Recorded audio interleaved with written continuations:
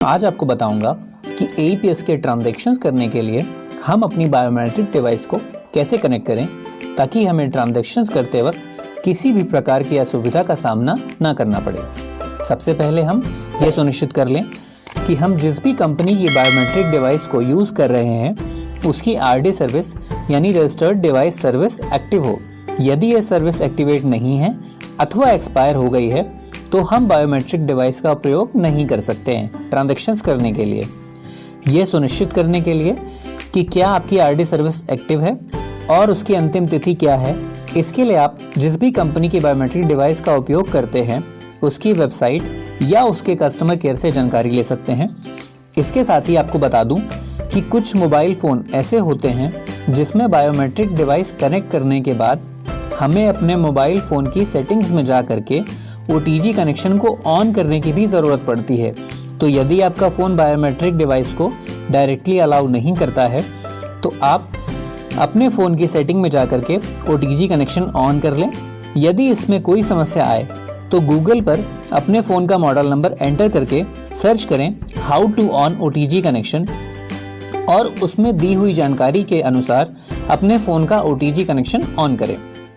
एक और महत्वपूर्ण बात यह है कि आप जो कनेक्टर यूज़ कर रहे हैं उसकी जांच ठीक से कर लें कि क्या वह काम कर रहा है ताकि आपको बायोमेट्रिक डिवाइस को फ़ोन में कनेक्ट करते वक्त किसी भी प्रकार की समस्या ना आए। अब जानते हैं कि डिवाइस को ठीक तरह से कनेक्ट करके किस प्रकार से हम ट्रांजैक्शंस कर सकते हैं। सबसे पहले आपके फ़ोन में जो बायोमेट्रिक डिवाइस आप यूज़ कर रहे हैं उसका ड्राइवर प्ले स्टोर से डाउनलोड कर लें। जैसे कि मैं यहाँ पर मंत्रा डिवाइस का उपयोग कर रहा हूँ तो मैं मंत्रा RD सर्विस ऐप को इंस्टॉल कर लूँगा। अब मुझे अपने फ़ोन में बायोमेट्रिक डिवाइस को कनेक्ट करना है।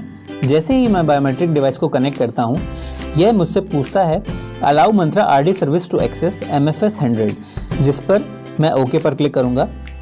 अब आप डाउनलोड करी हुई RD सर्विस ऐप को ओपन करें और कैप्चर टेस्ट पर क्लिक करें, जिसके बाद आपकी बायोमेट्रिक डिवाइस में एक लाइट जलती है और आप अब यहाँ अपनी हाथ की किसी भी फिंगर को प्लेस करें। जिसके बाद यदि यहाँ पर कैप्चर सक्सेस लिख कर आता है तो यह दर्शाता है कि आपकी बायोमेट्रिक डिवाइस ठीक तरह से कनेक्टेड है। इसके साथ रेडमिल बिजनेस मॉल एप्लीकेशन भी आपको यह सुविधा देता है कि जब आप AEPS के ट्रांजैक्शंस करने के लिए कस्टमर की डिटेल्स एंटर करते हैं और प्रोसीड पर क्लिक करते हैं तो यदि आपके फ़ोन में आपकी बायोमेट्रिक डिवाइस की RD सर्विस वाली ऐप नहीं है तो यह आपको डायरेक्टली प्ले स्टोर पर आपकी डिवाइस से संबंधित ऐप पर ले जाता है, जिसे आप डाउनलोड करके यूज़ कर सकते हैं ट्रांजैक्शंस करने के लिए। जैसे कि मैं यहाँ पर एक AEPS कैश विड्रॉल का ट्रांजैक्शन करता हूँ तो सबसे पहले मुझे रेडमिल बिजनेस मॉल ऐप को लॉगिन कर लेना है। इसके बाद मुझे आधार ATM पर क्लिक करना है। अब मेरा ग्राहक जिस भी प्रकार का ट्रांजैक्शंस करना चाहता है जैसे कि कैश विड्रॉल, बैलेंस इंक्वायरी या मिनी स्टेटमेंट, उसके अनुसार वह सर्विस मैं चूज़ कर लूँगा। यहाँ पर मैं कैश विड्रॉल चूज़ कर रहा हूँ और अब हम प्रोसीड पर क्लिक करेंगे। इसके बाद मैं जिस भी बायोमेट्रिक डिवाइस का उपयोग कर रहा हूँ उस डिवाइस को चूज़ करूँगा।